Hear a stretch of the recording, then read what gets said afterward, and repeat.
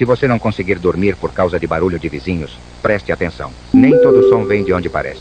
Antes de reclamar, escute com calma. Se o barulho for constante, música, passos, vozes, observe o ritmo. Barulhos comuns têm variação. Se parecer repetitivo demais, como um loop, não ignore. Não bata na parede imediatamente. Espere alguns minutos. Veja se o som muda sozinho.